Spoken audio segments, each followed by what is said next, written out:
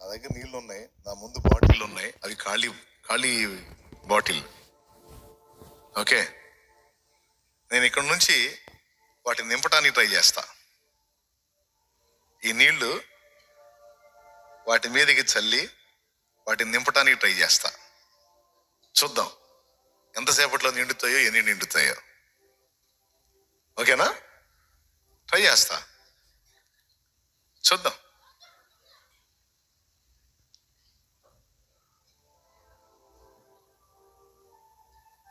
చూద్దాం, నేను చల్లుతాను. క్యామ్ అక్కడ కూడా చూపించవచ్చు ఛాన్స్ ఉంటే. రైట్, అది కూడా చూపిస్తా ఉండండి. రైట్,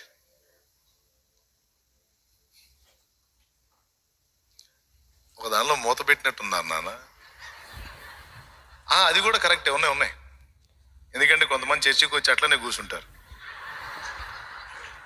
అది లాజికే. మూత పెట్టుకొని కూర్చుంటారు. ఇక వాళ్ళు జస్ట్ వచ్చిపోవటమే తప్ప వాళ్ళు ఏది పోనీరు, పొరపాటును కూడా ఒక చుక్క కూడా పోనీరు. అది కరెక్టే. ట్రై చేస్తున్నాను, ఇక్కడ నుంచి విసురుతున్నాను. నీళ్లు ఏమాత్రం నిండుతాయో చూద్దాం. ఓకే,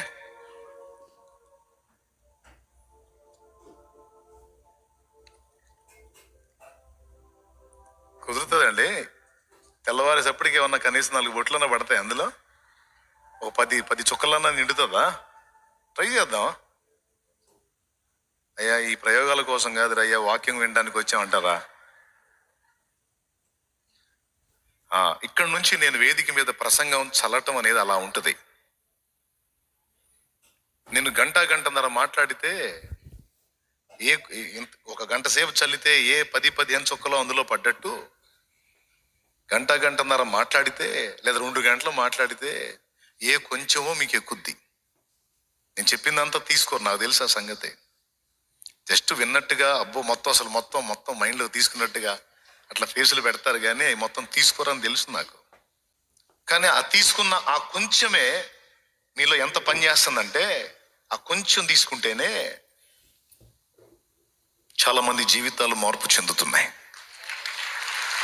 చాలా మంది దేవుని కనెక్ట్ అవుతారు. ఏది ఆ కొన్ని చుక్కల్లాంటి విషయాలకే. కానీ నేను ఇలాగ నింపడానికి ట్రై చేస్తే చాలా టైం పట్టేటట్టుంది. అది సంవత్సరాలు పోసినా నిండేటట్లేదు. నెలలు కాదు, వారాలు కాదు, రోజులు కాదు. ఇట్లాంటి బాటిల్ తీసుకుని సంవత్సరాలు పోసినా నీళ్లు ప్రవహించడం తప్ప అది నిండే ఛాన్స్ లేదుగా కదా.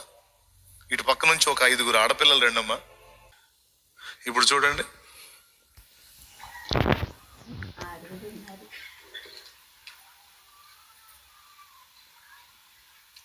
నీళ్లుంటే నింపేసేయండి నాన్న, నింపేసేయండి. మీ పక్కన కూర్చున్న వాళ్ళతో మీరు మాట్లాడటం అలాంటిది. అదిగో ఆ చివరి అమ్మాయి నింపేసింది, అయిపోయింది. కనీసం ఒక్క 3 నిమిషాలు కూడా పట్ల అయిపోయింది. నింపేశారండి. అదే నేను చల్లటం అయితే దాని విలువ మీకు అర్థమైందా ఇప్పుడు? మరి మీ బాధ్యత మీరు సరిగా నెరవేరిస్తే అంత తొందరగా దేవుని కార్యం జరిగింది. నేడు క్రైస్తవుల్లో చాలా మంది అలా బాధ్యత నెరవేర్చట్లా.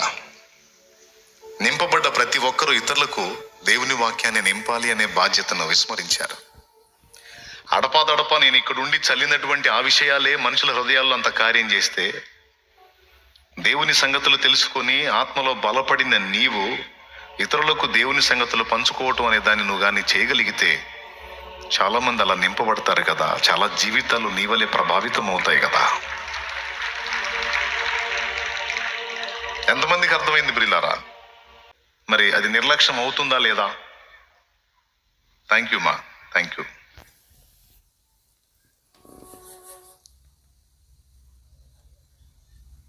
అది నిర్లక్ష్యం అవుతుంది.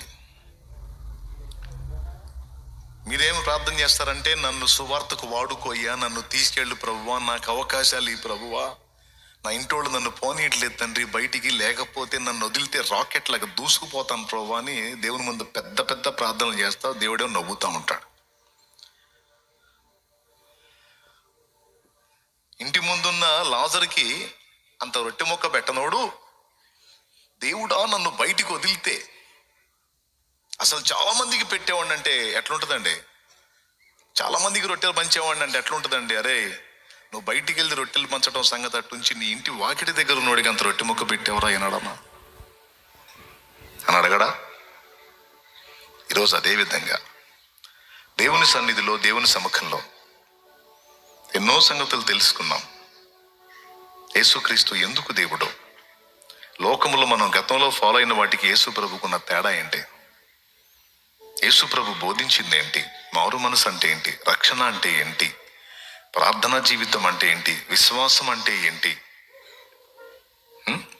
సువార్త అంటే ఏంటి, అది ప్రకటించాల్సిన అవసరం ఏంటి, సామాజిక పరిస్థితులు ఏంటి, మన బాధ్యత ఏంటి, పరిశుద్ధాత్మ అభిషేకం అంటే ఏంటి, ఆత్మ కృపావరాలు అంటే ఏంటి, ఆత్మ ఫలం అంటే ఏంటి, రాకడ సంగతి, రాకడను కూర్చున్న సందేశం ఏంటి, దైవత్రిత్వం అంటే ఏంటి, తండ్రి ఎవరు, కుమారుడు ఎవరు, పరిశుద్ధాత్మ ఎవరు, దేవుని పని మనం ఏ విధంగా చేయగలం, దేవుని పని మనం ఎందుకు చేయాలి, అసలు దేవుడు భూమి మీదకి మనల్ని ఎందుకు తీసుకొచ్చాడు, మన జన్మ వెనక దేవునికి ఉన్న ఉద్దేశం ఏంటి, ఇలా ప్రార్థనను గురించి, విశ్వాసాన్ని గురించి, వాక్య ధ్యానాన్ని గురించి, ఆత్మీయ జీవితంలో భద్రతను గురించి, పరిశుద్ధ జీవితాన్ని గురించి, క్రీస్తు కొరకు బ్రతకడాన్ని గురించి, సేవా నియమాన్ని గురించి, ఏమంటే దేవుని కొరకు దైవజనురాండ్రు మిషనరీలు చేసిన త్యాగాలను గురించి, అలాగే బైబిల్లో భక్తుల గురించి, క్రీస్తు గురించి నీ అవగాహన నువ్వు మొత్తం చెప్పమని నేను చెప్పట్లా. నువ్వు నింపబడిన పరిధిలో నీకున్న అవగాహన పరిధిలో ఇతరులకు నువ్వు అవగాహన కల్పించాలి కదా అంటున్నా నేను. ఈరోజు ఈ ఒక్క సంఘమే కాదు, సార్వత్రిక సంఘము అంటే ప్రపంచవ్యాప్తంగా ఉన్న క్రైస్తవ సంఘములో ప్రతి చర్చిలో ఇలాంటి కండిషనే ఉంది, ఇలాంటి పరిస్థితే ఉంది. చాలా మంది గ్యాదర్ అవుతున్నారు, కానీ ఇతరులతో వాళ్ళు పట్టించుకోవట్లే, ఇతరులను గురించి వాళ్ళు ఆలోచించట్లా. చాలా మంది కొన్ని సంఘాల్లో గ్యాదర్ అవుతున్నారు, కొన్ని సంఘాల్లో కొద్దిమందే గ్యాదర్ అవుతున్నారు. ఆ కొద్ది మంది తమ బాధ్యతను నెరవేరిస్తే ఎక్కువ మంది ఆత్మలు రక్షింపబడటానికి ఎక్కువ అవకాశం.